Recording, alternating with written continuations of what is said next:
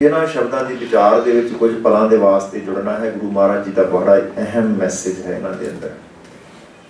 गुरु महाराज जी के बचनां नूं, बचन का मतलब साडे जीवन नूं बदलण दे वास्ते एक इंस्ट्रक्शन हन।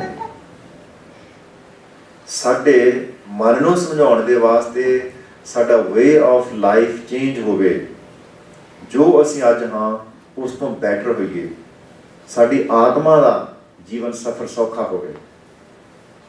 वो सौखा करने दे वास्ते, उसनूं समझण दे वास्ते कि किवें होना है ये सब कुछ, उस दे वास्ते गुरबाणी एक इंस्ट्रक्शनस बुक है। गुरबाणी जिहड़ी है सानूं सेध दिंदी है। ये इसनूं पथ प्रदर्शक भी कह सकते हैं, रास्ता दिखाऊ है।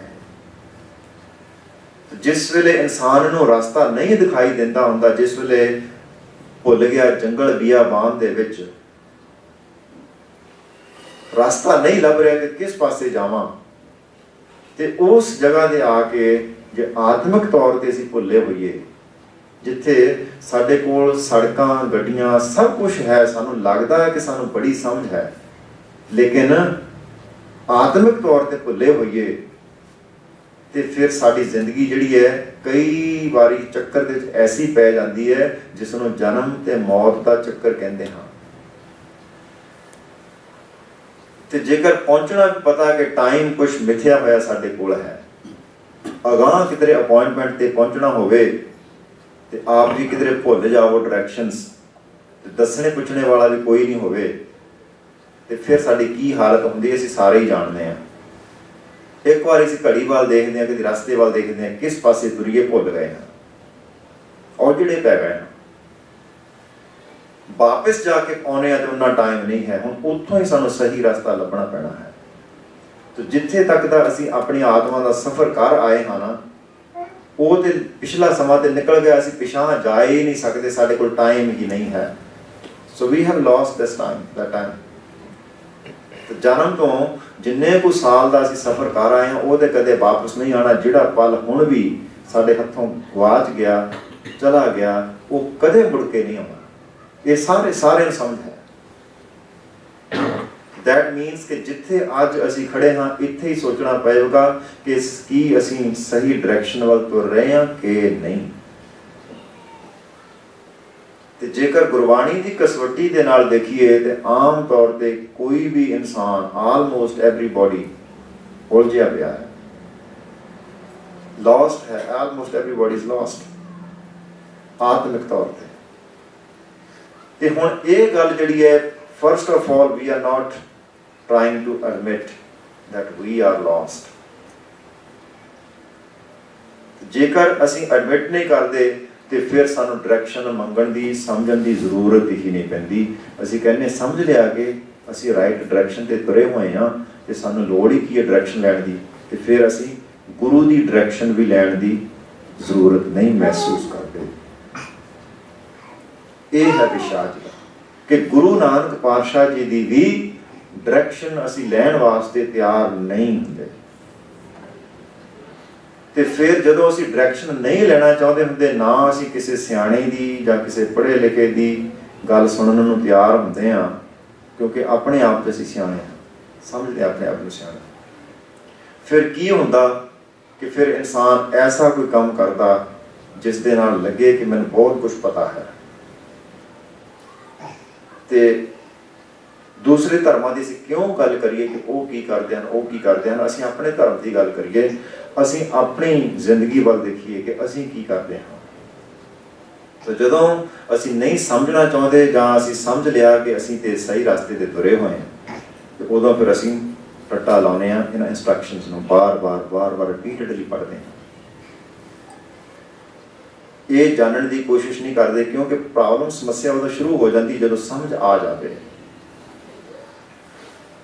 तो जेकर समस्या की समझ आ गई तो फिर चेंज करना पैंदा है। इस वास्ते बहुते लोग समझना ही नहीं चाहते कि सानू समस्या भी है कोई। इसे करके बहुते लोग अक्सर कहा जाता कि डॉक्टर के कोल चैक भी नहीं करवाउण जाते, ब्लड वर्क नहीं करवाउणा, क्योंकि डायबिटीज़ दस देनियां, उन्हें ब्लड प्रैशर दस देना, तो फिर ਜਿਹੜੀਆਂ ਅੱਜ ਚੀਜ਼ਾਂ ਖਾਂਦੇ ਛੱਡਣੀਆਂ ਪੈਣੀਆਂ। ਇਸ ਕਰਕੇ ਬਹੁਤੇ ਲੋਕ ਨਹੀਂ ਜਾਂਦੇ, ਇਹ ਸਾਰੇ ਅਸੀਂ ਜਾਣਦੇ ਹਾਂ।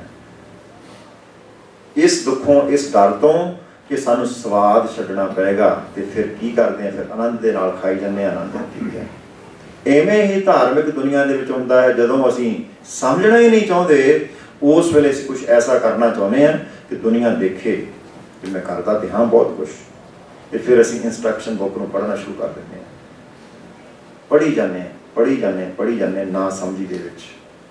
ਲੇਕਿਨ ਗੁਰੂ ਨਾਨਕ ਪਾਤਸ਼ਾਹ ਜੀ, ਜਿਸ ਤਰ੍ਹਾਂ ਮੈਂ ਪਹਿਲੇ ਵੀ 2 ਹਫ਼ਤਿਆਂ ਤੋਂ ਬੇਨਤੀ ਕਰ ਰਿਹਾ ਕਿ ਗੁਰੂ ਜੀ, ਗੁਰੂ ਨਾਨਕ ਪਾਤਸ਼ਾਹ ਜੀ ਸਾਡੇ ਜੀਵਨ ਨੂੰ ਬਦਲਣ ਵਾਸਤੇ ਕਹਿੰਦੇ ਹਨ। ਉਹ ਕਹਿੰਦੇ ਨਹੀਂ ਕਿ ਮੈਨੂੰ ਪੜ੍ਹੋ, ਉਹ ਕਹਿੰਦੇ ਹਨ ਕਿ ਮੈਨੂੰ ਵਿਚਾਰੋ। ਤੇ ਇਹ ਜਿਹੜੀ ਵਿਚਾਰ ਦਾ ਇੱਕੋ ਹੀ ਸ਼ਬਦ ਆ, ਥੋੜ੍ਹਾ ਜਿਹਾ ਅਸੀਂ ਵਿਚਾਰ ਦੇ ਵਿੱਚ ਲਿਆਈਏ। ਬਸੰਤ ਰਾਗ ਦੇ ਵਿੱਚ ਗੁਰੂ ਨਾਨਕ ਪਾਤਸ਼ਾਹ ਜੀ ਨੇ ਉਚਾਰਿਆ ਹੈ। ਆਮ ਤੌਰ 'ਤੇ ਇਹ ਜੋ ਸ਼ਬਦ ਅਸੀਂ ਬਸੰਤ ਰੁੱਤ ਦੇ ਵਿੱਚ ਸੁਣਦੇ, ਹਿੰਦੁਸਤਾਨ ਦੇ ਵਿੱਚ ਫਰਵਰੀ ਦੇ ਐਂਡ ਦੇ ਵਿੱਚ ਸ਼ੁਰੂ ਹੁੰਦੇ ਹਨ ਲੋਕ ਗਾਉਣੇ, ਬਸੰਤ ਰਾਗ ਦੇ ਵਿੱਚ ਗਾਉਂਦੇ ਹਨ ਇਹ ਸ਼ਬਦ। ਤਾਂ ਅਸੀਂ ਸਿਰਫ ਬਸੰਤ ਦੀ ਰੁੱਤ ਦੇ ਨਾਲ ਜੋੜ ਕੇ ਗਾਉਂਦੇ ਹਾਂ, ਪਰ ਇਨਸਾਨ ਦੇ ਜੀਵਨ ਦੀ ਬਸੰਤ ਰੁੱਤ ਉਦੋਂ ਹੁੰਦੀ ਹੈ ਜਦੋਂ ਸਾਡੇ ਅੰਦਰ ਨਾਮ ਖਿੜਦਾ ਹੈ, ਜਦੋਂ ਸਾਡੀ ਆਤਮਾ ਖਿੜਦੀ ਹੈ ਪਰਮਾਤਮਾ ਦੇ ਅੰਦਰ, ਜਦੋਂ ਸਾਡੀ ਰੂਹ ਜਿਹੜੀ ਵਜਦ ਵਿੱਚ ਆਉਂਦੀ ਹੈ, ਉਸ ਵੇਲੇ ਬਸੰਤ ਹੁੰਦੀ ਹੈ। ਤਾਂ ਗੁਰੂ ਨਾਨਕ ਪਾਤਸ਼ਾਹ ਜੀ ਨੇ ਵੀ ਇਹ ਸ਼ਬਦ ਉਸ ਰੁੱਤ ਦੇ ਵਾਸਤੇ ਉਚਾਰੇ ਸਨ। ਅਗਲਾ ਇੱਕ ਹੋਰ ਸ਼ਬਦ ਹੈ 5ਵੇਂ ਪਾਤਸ਼ਾਹ ਜੀ ਦਾ, ਉਸ ਦੇ ਵਿੱਚ ਗੁਰੂ ਪਾਤਸ਼ਾਹ ਜੀ ਨੇ ਕਿਹਾ ਕਿ ਦੇਖ ਫੂਲ ਫੂਲ, ਕਿ ਦੇਖ ਜਿੱਧਰ ਵੀ ਦੇਖਦਾ ਹੈ ਫੁੱਲ ਹੀ ਫੁੱਲ ਖਿੜੇ ਪਏ ਹਨ। ਅਹੰ ਤਿਆਗ ਤਿਆਗੇ ਚਰਨ ਕਮਲ ਪਾਗੇ, ਕਿ ਹੁਣ ਮੈਂ ਕਹਿੰਦੇ ਜਿੱਧਰ ਵੀ ਦੇਖਦਾ ਹਾਂ ਮੇਰੇ ਵਾਸਤੇ ਫੁੱਲ ਹੀ ਖਿੜੇ ਹੋਏ ਹਨ। ਔਰ ਇਹ ਕੋਈ ਜ਼ਰੂਰੀ ਨਹੀਂ ਕਿ ਬਾਹਰ ਫੁੱਲ ਖਿੜੇ ਹੋਣ, ਜਿਸ ਤਰ੍ਹਾਂ ਹੁਣ ਬਸੰਤ ਰੁੱਤ ਨਹੀਂ, ਹੁਣ ਪਤਝੜ ਹੈ, ਆਟਮ ਹੈ, ਫੌਲ ਹੈ, ਹੁਣ ਪੱਤੇ ਵੀ ਨਹੀਂ ਹਨ, ਫੁੱਲ ਤੇ ਕੀ ਪੱਤੇ ਵੀ ਨਹੀਂ ਹਨ। ਤੇ ਕੀ ਹੁਣ ਇਹ ਜਿਹੜੇ ਸ਼ਬਦ ਹਨ ਇਸ ਵੇਲੇ ਇਹਨਾਂ ਦੀ ਅਹਿਮੀਅਤ ਘਟ ਜਾਂਦੀ ਹੈ? ਨਹੀਂ। ਇਨਸਾਨ ਦੀ ਜ਼ਿੰਦਗੀ ਵੀ ਪ੍ਰਫੁੱਲਿਤ ਹੁੰਦੀ ਹੈ, ਇਸ ਦੇ ਵਿੱਚ ਵੀ ਫੁੱਲ ਖਿੜਦੇ ਹਨ, ਬਾਗ ਖਿਲਦੇ ਹਨ। ਔਰ ਉਹ ਕਦੋਂ ਖਿਲਦੇ ਹਨ? ਗੁਰੂ ਮਹਾਰਾਜ ਕਹਿੰਦੇ ਹਨ ਕਿ ਜਦੋਂ ਮੈਂ ਦੇਖਿਆ ਮੇਰੇ ਅੰਦਰ ਗੁਰੂ ਪਾਤਸ਼ਾਹ ਜੀ ਦਾ ਗਿਆਨ ਵਸਿਆ ਤੇ ਮੇਰੇ ਵਾਸਤੇ ਵੀ ਬਸੰਤ ਰੁੱਤ ਆ ਗਈ। ਭਾਵੇਂ ਸਿਆਲ ਹੋਵੇ, ਭਾਵੇਂ ਮੀਂਹ ਵਰਸਦਾ ਹੋਵੇ, ਭਾਵੇਂ ਕੜਕਵੀਂ ਧੁੱਪ ਹੋਵੇ, ਸਮਾਂ ਵੀ ਕੋਈ ਹੋਵੇ, 24 ਘੰਟਿਆਂ ਦੇ ਅੰਦਰ ਕੋਈ ਸਮਾਂ ਹੋਵੇ, ਜਦੋਂ ਗੁਰੂ ਨਾਨਕ ਦੇ ਬਚਨਾਂ ਦੇ ਨਾਲ ਮਨ ਜੁੜ ਕੇ ਪ੍ਰਮਾਤਮਾ ਦੇ ਸਿਫਤ ਕਰਦਾ ਹੈ, ਉਦੋਂ ਉਹ ਫੁੱਲ ਖਿੜ ਜਾਂਦੇ ਹਨ। ਹੁਣ ਕਹਿੰਦੇ ਜਿੱਧਰ ਵੀ ਦੇਖਦਾ ਹਾਂ ਦੇਖ ਫੂਲ ਫੂਲ ਫੂਲੇ, ਪਰ ਹੋਇਆ ਕਿਵੇਂ? ਅਹੰ ਤਿਆਗ ਤਿਆਗੇ। ਇਹਨਾਂ ਫੁੱਲਾਂ ਵੱਲ ਦੇਖਦਾ ਹਾਂ ਤਾਂ ਮੇਰਾ ਸਾਰੇ ਦਾ ਸਾਰਾ ਹੰਕਾਰ ਹੀ ਤਿਆਗ ਹੋ ਕੇ ਜਾਂਦਾ ਰਿਹਾ, ਕਿਉਂਕਿ ਚਰਨ ਕਮਲ ਪਾਗੇ, ਕਿਉਂਕਿ ਮੈਂ ਚਰਨਾਂ ਦੇ ਨਾਲ, ਪਗਾਂ ਦੇ ਨਾਲ, ਗੁਰੂ ਦੇ ਕਦਮਾਂ ਦੇ ਨਾਲ ਮੈਂ ਜੁੜ ਗਿਆ ਹਾਂ। ਗੁਰੂ ਦੇ ਚਰਨਾਂ ਦੀ ਧੂੜ ਮੈਂ ਲੈ ਲਈ, ਜਾਣੀ ਕਿ ਗੁਰੂ ਦੇ ਬਚਨ ਤੋਂ ਮੈਂ ਸਿੱਖਿਆ ਲੈ ਲਈ ਹੈ। ਹੁਣ ਤੁਮ ਮਿਲੋ ਪ੍ਰਭ ਸੁਭਾਗੇ, ਐ ਇਨਸਾਨ ਤੂੰ ਵੀ ਆਪਣੀ ਜ਼ਿੰਦਗੀ ਦੇ ਵਿੱਚ ਬਸੰਤ ਲਿਆ, ਤੂੰ ਵੀ ਆਪਣੀ ਜ਼ਿੰਦਗੀ ਦੇ ਵਿੱਚ ਫੁੱਲ ਖਿੜਾ। ਤੁਮ ਮਿਲੋ ਪ੍ਰਭ ਸੁਭਾਗੇ, ਤੂੰ ਵੀ ਮਿਲ ਜਾ ਕੇ ਪ੍ਰਮਾਤਮਾ ਨੂੰ ਜਿਹੜਾ ਭਾਗਾਂ ਵਾਲਾ ਹੈ। ਹਰ ਚੇਤ ਮਨ ਮੇਰੇ, ਤੇ ਕੀ ਦੱਸਿਆ ਹੈ ਕਿ ਹਰੀ ਪ੍ਰਮਾਤਮਾ ਨੂੰ ਯਾਦ ਕਰ, ਰਿਮੈਂਬਰ ਹਿਮ। ਰਿਸਾਈਟ ਨਹੀਂ ਕਿਹਾ, recitation is other thing, remembrance is other thing. ਕਿ ਯਾਦ ਰੱਖ, ਧਿਆਨ ਦੇ ਵਿੱਚ ਰੱਖ, ਹਮੇਸ਼ਾ ਹੀ ਉਸਨੂੰ ਯਾਦ ਰੱਖ। ਹਰ ਚੇਤ ਮਨ ਮੇਰੇ, ਹਰੀ ਨੂੰ ਚੇਤ ਤੇ ਰੱਖ ਹਮੇਸ਼ਾ ਹੀ। ਮਨ ਮੇਰੇ ਐ ਮੇਰੇ ਮਨ, ਤੇ ਜਿਹੜਾ ਆਪ ਜੀ ਨੇ ਸ਼ਬਦ ਸਰਵਣ ਕੀਤਾ ਹੈ ਉਸ ਦੇ ਵਿੱਚ ਗੁਰੂ ਨਾਨਕ ਪਾਤਸ਼ਾਹ ਜੀ ਕਹਿੰਦੇ ਹਨ ਰਾਗ ਬਸੰਤ ਮਹਿਲਾ ਪਹਿਲਾ, ਭੋਲਿਆ ਹਉਮੈ ਸੁਰਤ ਵਿਸਾਰ। ਉਹ ਇਹ ਭੋਲਿਆ ਇਨਸਾਨਾ, ਭੋਲਿਆ ਜਿਹਾ, ਵਿਚਾਰਿਆ ਜਿਹਾ, ਕੀ ਕਰ ਕਿ ਹਉਮੈ ਦੀ ਸੁਰਤ ਜਿਹੜੀ ਆ ਨਾ ਉਹਦਾ ਤਿਆਗ ਕਰ ਦੇ। ਅਹੰਕਾਰ ਦੀ ਰੁੱਤ ਜਿਹੜੀ ਉਸ ਨੂੰ ਛੱਡ ਦੇ। ਅਹੰਕਾਰ ਦੀ ਰੁੱਤ ਛੱਡੇਗਾ ਬਸੰਤ ਉਦੋਂ ਹੀ ਸ਼ੁਰੂ ਹੋ ਜਾਣੀ ਹੈ। ਹਉਮੈ ਮਾਰ ਵਿਚਾਰ ਮਨ। ਹਉਮੈ ਨੂੰ ਮਾਰ, ਕਿਵੇਂ ਮਾਰ? ਹੁਣ ਗੁਰੂ ਮਹਾਰਾਜ ਜੀ ਜੇਕਰ ਕੋਈ ਬਿਮਾਰੀ ਦੱਸਦੇ ਹਨ ਤੇ ਨਾਲ ਹੀ ਇਲਾਜ ਵੀ ਦੱਸਦੇ ਹਨ, ਦਵਾਈ ਵੀ ਦਿੰਦੇ ਹਨ। ਕਹਿੰਦੇ ਹੰਕਾਰ ਨੂੰ ਮਾਰ, ਇਹ ਬਿਮਾਰੀ ਹੈ। ਹਉਮੈ ਨੂੰ ਮਾਰ। ਇਹ ਤੈਨੂੰ ਜਿਹੜਾ ਹੰਕਾਰ ਹੈ ਨਾ, ਇਹ ਕਈ ਤਰ੍ਹਾਂ ਦਾ, ਪੜ੍ਹਨ ਦਾ ਵੀ ਤੈਨੂੰ, ਗਿਆਨ ਦਾ ਵੀ। ਜ਼ਿਆਦਾ ਪੜ੍ਹਦਾ ਹੈ ਉਹਦਾ ਵੀ ਤੈਨੂੰ ਹੰਕਾਰ ਹੋਈ ਜਾਂਦਾ ਹੈ। ਹਉਮੈ ਮਾਰ ਕਿਸ ਤਰ੍ਹਾਂ? ਵਿਚਾਰ ਮਨ ਦੇ ਵਿੱਚ ਵਿਚਾਰ ਲਿਆ ਕੇ। ਤੋ ਗੱਲ ਤਾਂ ਸਾਰੇ ਵਿਚਾਰਨ ਦੇ ਵਾਸਤੇ ਹੀ ਹੈ। ਗੁਰੂ ਮਹਾਰਾਜ ਸਾਰੀ ਗੱਲ ਵਿਚਾਰ ਦੇ ਉੱਤੇ ਲਿਆ ਕੇ ਰੱਖ ਦਿੰਦੇ ਹਨ ਕਿ ਗੁਣ ਵਿੱਚ ਗੁਣ ਲੈ ਸਾਰ। ਫਿਰ ਜਿਹੜੇ ਕਹਿੰਦੇ ਵਿਚਾਰ ਦੇ ਵਿੱਚੋਂ ਤੈਨੂੰ ਗੁਣ ਮਿਲਣਗੇ ਨਾ, ਉਹਨਾਂ ਗੁਣਾਂ ਨੂੰ ਆਪਣੇ ਜੀਵਨ ਦਾ ਸ਼ਿੰਗਾਰ ਬਣਾ। ਤੇ ਗੁਰੂ ਦੇ ਸ਼ਬਦ ਦੇ ਅੰਦਰੋਂ ਕੁਛ ਤੈਨੂੰ ਐਸੀਆਂ ਚੀਜ਼ਾਂ, ਐਸੇ ਜਵਾਹਰਾਤ, ਐਸੇ ਹੀਰੇ ਲੱਭਣਗੇ, ਐਸੇ ਤੈਨੂੰ ਔਰਨਾਮੈਂਟਸ ਲੱਭਣਗੇ, ਉਹਨਾਂ ਦੇ ਨਾਲ ਆਪਣਾ ਜੀਵਨ ਸ਼ਿੰਗਾਰੀ। ਉਹਨਾਂ ਨੂੰ ਆਪਣੇ ਹਾਰ, ਕਾਂਟੇ, ਮੁੰਦੀਆਂ, ਕੜੇ ਬਣਾਈ। ਉਹ ਤੇਰੇ ਔਰਨਾਮੈਂਟਸ ਹੋਣੇ ਚਾਹੀਦੇ ਹਨ। ਹਉਮੈ ਮਾਰ ਵਿਚਾਰ ਮਨ, ਗੁਣ ਵਿੱਚ ਗੁਣ ਲੈ ਸਾਰ। ਤੇਰੇ ਕਹਿੰਦੇ ਕਰਮ ਜਿਹੜੇ ਹਨ, ਇੱਕ ਜਗ੍ਹਾ ਲਿਖਿਆ ਨਾ, ਦੂਧ ਕਰਮ ਫੁਨ ਸੁਰਤ ਸਮਾਇਣ ਹੋਏ ਨਿਰਾਸ ਜਮਾਓ। ਐ ਇਨਸਾਨ, ਤੇਰੇ ਜਿਹੜੇ ਕਰਮ ਹਨ, ਜੋ ਤੂੰ ਕੰਮ ਕਰਦਾ ਹੈ ਜ਼ਿੰਦਗੀ ਦੇ ਵਿੱਚ, ਕਿਹੜਾ ਵੀ ਤੇਰਾ ਪ੍ਰੋਫੈਸ਼ਨ ਹੋਵੇ, ਕੋਈ ਜ਼ਰੂਰੀ ਨਹੀਂ ਕਿ ਤੂੰ ਗੁਰਦੁਆਰੇ ਦਾ ਗ੍ਰੰਥੀ ਹੋਵੇਂ ਤਾਂ ਹੀ ਤੂੰ ਪਵਿੱਤਰ ਕੰਮ ਕਰ ਸਕਦਾ, ਨਹੀਂ। ਕੋਈ ਵੀ ਕਰਮ ਕਰਦਾ ਹੋਵੇ, ਇਸ ਗੁਰੂ ਗ੍ਰੰਥ ਸਾਹਿਬ ਜੀ ਦੇ ਵਿੱਚ ਉਸ ਇਨਸਾਨ ਦੀ ਵੀ ਬਾਣੀ ਹੈ, ਉਸ ਭਗਤ ਦੀ, ਮਹਾਂਪੁਰਖ ਦੀ ਵੀ ਬਾਣੀ ਹੈ, ਜਿਹਨੇ ਸਾਰੀ ਉਮਰ ਬੱਕਰੇ ਵੱਢ ਕੇ ਵੇਚੇ ਹਨ। ਭਗਤ ਸਧਨਾ ਜੀ, ਜਿਸ ਦੀ ਕਾਰ ਵਿਹਾਰ ਇਹ ਰਹੀ ਹੈ ਸਾਰੀ ਜ਼ਿੰਦਗੀ, ਲੇਕਿਨ ਸੁਰਤ ਉੱਚੀ ਰਹੀ ਹੈ। ਕਸਾਈ ਦਾ ਕੰਮ ਕੀਤਾ, ਲੇਕਿਨ ਸੁਰਤ ਪਰਮਾਤਮਾ ਦੇ ਨਾਲ ਜੁੜੀ ਰਹੀ ਹੈ। ਉਹਦੀ ਵੀ ਬਾਣੀ ਨੂੰ ਥਾਂ ਮਿਲੀ ਗੁਰੂ ਨਾਨਕ ਪਾਤਸ਼ਾਹ ਜੀ ਦੇ ਬਰਾਬਰ। ਤੇ ਮੈਂ ਸਿਰਫ ਇਹ ਦੱਸਣਾ ਚਾਹ ਰਿਹਾ ਕਿ ਕਿਰਤ ਵਿਰਤ ਸਾਡੀ ਕੋਈ ਵੀ ਹੋਵੇ, ਕੰਮ ਸਾਡਾ ਕੋਈ ਵੀ ਹੋਵੇ, ਪਰ ਉਹ ਹੋਣੇ ਪਵਿੱਤਰ ਚਾਹੀਦਾ ਹੈ। ਉਸ ਦੇ ਵਿੱਚ ਕੋਈ ਹੇਰਾ ਫੇਰੀ ਨਹੀਂ ਹੋਣੀ ਚਾਹੀਦੀ। ਦੈਟ ਮੀਨਸ ਕਿ ਆਪਣੇ ਪ੍ਰੋਫੈਸ਼ਨ ਦੇ ਨਾਲ ਧੋਖਾ ਜਾਂ ਦਗਾ ਨਾ ਕਰੀ। ਬਸ ਇੰਨਾ ਖਿਆਲ ਰੱਖੀ, ਚਾਹੇ ਤੂੰ ਅਨਾਜ ਤੋਲੀ, ਸੁਲਤਾਨਪੁਰ ਦੇ ਵਿੱਚ ਬੈਠਾ ਗੁਰੂ ਨਾਨਕ ਪਾਤਸ਼ਾਹ ਅਨਾਜ ਤੋਲ ਰਿਹਾ, ਕੋਈ ਧੋਖਾ ਨਹੀਂ ਹੋ ਰਿਹਾ ਕਿਸੇ ਦੇ ਨਾਲ ਵੀ।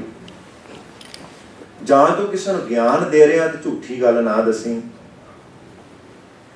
ਜੇ ਤੈਨੂੰ ਕਿਤੇ ਟੀਚਰ ਦੀ ਜੌਬ ਮਿਲ ਗਈ ਤਾਂ ਫਿਰ ਝੂਠਾ ਗਿਆਨ ਨਾ, ਗਲਤ ਗਿਆਨ ਨਾ ਬੱਚਿਆਂ ਨੂੰ ਦੇਈਂ। ਆਪਣੇ ਡਿਸਾਈਪਲਸ ਨੂੰ ਕੋਈ ਗਲਤ ਸਿੱਖਿਆ ਨਾ ਦੇਈਂ। ਆਪਣੇ ਪ੍ਰੋਫੈਸ਼ਨ ਦੇ ਨਾਲ ਇਮਾਨਦਾਰੀ ਕਰੀ। ਤਾਂ ਇਹ ਗੁਰੂ ਮਹਾਰਾਜ ਕਹਿੰਦੇ ਨੇ ਕਰਮ ਪੇੜ, ਤੇਰੇ ਜੀਵਨ ਦੀ ਜਿਹੜੀ ਰੁੱਤ ਹੈ, ਜਿਸ ਦੇ ਵਿੱਚ ਕੋਈ ਦਰਖਤ ਮੌਲਣਾ ਹੈ ਔਰ ਉਸ ਬੂਟੇ ਦੇ ਵਿੱਚੋਂ, ਦਰਖਤ ਦੇ ਵਿੱਚੋਂ ਫੁੱਲ ਨਿਕਲਣੇ ਹਨ। ਬਸੰਤ ਰੁੱਤ ਆਉਣੀ ਹੈ ਤੇਰੇ ਜੀਵਨ ਦੇ ਅੰਦਰ। ਉਹਦੇ ਵਾਸਤੇ ਜ਼ਰੂਰੀ ਹੈ ਕਿ ਤੇਰੇ ਜੀਵਨ ਦੇ ਵਿੱਚ ਜਿਹੜੇ ਕਰਮ ਹਨ ਨਾ, ਉਹਨਾਂ ਦੀ ਪੇੜ ਹੋਵੇ। ਪੇੜ ਮਤਲਬ ਕਿ ਜਿਹੜਾ ਦਰਖਤ ਹੈ, ਤਣਾ ਹੈ, ਸ਼ਾਖ ਹੈ ਨਾ, ਉਹ ਇੰਨੀ ਪਵਿੱਤਰ ਬਣਾ, ਕਰਮਾਂ ਦੇ ਨਾਲ ਇੰਨਾ ਪਵਿੱਤਰ ਕਰਦੇ ਉਸ ਨੂੰ, ਕਰਮ ਪੇੜ ਸ਼ਾਖਾ ਹਰੀ। ਉਸ ਦੇ ਨਾਲ ਤੇਰੀ ਸ਼ਾਖ ਜਿਹੜੀ ਹਰੀ ਹੋਵੇਗੀ। ਜੇਕਰ ਪ੍ਰੋਫੈਸ਼ਨ ਦੇ ਵਿੱਚ ਧੋਖਾ ਕਰਦਾ ਰਿਹਾ ਤੇ ਉਹ ਤੇਰਾ ਜੀਵਨ ਦੇ ਵਿੱਚ ਹਰਿਆਵਲ ਨਹੀਂ ਕਦੇ ਵੀ ਆ ਸਕਦੀ। ਧਰਮ ਫੁੱਲ ਫਲ ਗਿਆਨ। ਕਹਿੰਦੇ ਧਰਮ ਦਾ ਫੁੱਲ ਹੋਵੇ। ਧਰਮ ਕੀ ਚੀਜ਼ ਹੈ? ਧਰਮ ਨਾਟ ਜਸਟ ਮੀਅਰ ਰਿਲੀਜਨ, ਨੋ। ਧਰਮ ਦਾ ਮਤਲਬ ਡਿਸਿਪਲਿਨ ਹੈ। ਤੁਹਾਡੀ ਜ਼ਿੰਦਗੀ ਦਾ ਕੁਝ ਡਿਸਿਪਲਿਨ ਹੋਵੇ, ਤੁਹਾਡੀ ਜ਼ਿੰਦਗੀ ਦੇ ਵਿੱਚ ਕੁਝ ਜਿਹੜੀ ਸਹਿਜ ਦੀ ਅਵਸਥਾ ਹੋਵੇ, ਕੁਝ ਵਿਚਾਰ ਦੀ ਗੱਲ ਹੋਵੇ। ਇਹ ਡਿਸਿਪਲਿਨ ਹੋਵੇ ਜ਼ਿੰਦਗੀ ਦੇ ਵਿੱਚ, ਜਿਸ ਦੇ ਵਿੱਚ ਖਾਣ ਪੀਣ ਦਾ ਵੀ ਡਿਸਿਪਲਿਨ ਹੋਵੇ, ਬੈਠਣ ਸੌਣ ਦਾ, ਗੱਲਬਾਤ ਕਰਨ ਦਾ ਡਿਸਿਪਲਿਨ ਹੋਵੇ, ਤੇ ਗਿਆਨ ਦੇ ਪ੍ਰਾਪਤੀ ਦੇ ਵਾਸਤੇ ਕੋਈ ਥਾਂ ਹੋਵੇ, ਕੋਈ ਸਵੇਰੇ ਕੋਈ ਸ਼ਾਮ ਨੂੰ, ਜਿੱਥੇ ਬੈਠ ਕੇ ਵਿਚਾਰ ਕਰ ਸਕੋ। ਤੁਸੀਂ ਪੜ੍ਹੋ ਨਾ, ਵਿਚਾਰ ਕਰ ਸਕੋ ਗੁਰੂ ਜੀ ਦੇ ਬਚਨਾਂ ਦੇ ਉੱਪਰ ਤੇ ਪਰਮਾਤਮਾ ਦੇ ਗੁਣਾਂ ਦੀ ਵਿਚਾਰ ਕਰ ਸਕੋ ਗੁਰੂ ਦੇ ਬਚਨਾਂ ਦੇ ਰਾਹੀਂ। ਉਹ ਕਹਿੰਦੇ ਤੇਰਾ ਧਰਮ ਹੋਣਾ ਚਾਹੀਦਾ ਹੈ, ਉਹ ਤੇਰਾ ਡਿਸਿਪਲਿਨ ਜ਼ਿੰਦਗੀ ਦਾ ਹੋਣਾ ਚਾਹੀਦਾ ਹੈ। ਔਰ ਉਹ ਜਿਹੜਾ ਡਿਸਿਪਲਿਨ ਹੋਏਗਾ, ਉਹ ਤੇਰੀ ਜ਼ਿੰਦਗੀ ਦੇ ਵਿੱਚ ਫੁੱਲ ਲੱਗਣਗੇ, ਫੁੱਲ ਹੋਣਗੇ। ਸੋ ਤੇਰੇ ਜੀਵਨ ਦੀ ਬਹਾਰ ਰੁੱਤ ਦੇ ਵਿੱਚੋਂ, ਤੇਰੇ ਜੀਵਨ ਦੇ ਦਰਖਤ ਦੇ ਵਿੱਚੋਂ ਇਹ ਫੁੱਲ ਨਿਕਲਣ। ਉਸ ਤੋਂ ਬਾਅਦ ਕਹਿੰਦੇ ਜੇਕਰ ਤੇਰੇ ਕਰਮ ਵੀ ਇੰਨੇ ਪਵਿੱਤਰ ਹੋ ਗਏ ਤੇ ਫਿਰ ਕਹਿੰਦੇ ਉਸ ਨੂੰ ਇੱਕ ਫਲ ਲੱਗੇਗਾ। ਉਹ ਹੋਏਗਾ ਗਿਆਨ ਦਾ, ਉਹ ਸੱਚਾ ਗਿਆਨ ਹੋਏਗਾ, ਉਹ ਪਰਮਾਤਮਾ ਦਾ ਗਿਆਨ ਹੋਏਗਾ। ਇਹ ਗੁਰੂ ਨਾਨਕ ਪਾਤਸ਼ਾਹ ਜੀ ਕਹਿੰਦੇ ਹਨ ਕਿ ਗਿਆਨ ਰੂਪੀ ਫਲ ਪ੍ਰਾਪਤ ਕਰਨਾ ਹੈ ਤਾਂ ਇੰਨੀ ਤੈਨੂੰ ਮਸ਼ੱਕਤ, ਤੈਨੂੰ ਘਾਲਣੀ ਪੈਣੀ ਹੈ। ਇਹ ਕੋਈ ਆਸਾਨੀ ਦੇ ਨਾਲ ਨਹੀਂ ਮਿਲਣਾ ਭਾਈ। ਇਸ ਵਾਸਤੇ ਵਿਚਾਰ ਦੇ ਵਿੱਚ ਜੁੜਿਆ ਕਰ, ਗੁਰੂ ਦੇ ਬਚਨਾਂ ਦੀ ਵਿਚਾਰ ਦੇ ਵਿੱਚ ਜੁੜਿਆ ਕਰ, ਤਾਂ ਕਿ ਜਿਹੜਾ ਲੋਕ ਸੁਖੀ ਪਰਲੋਕ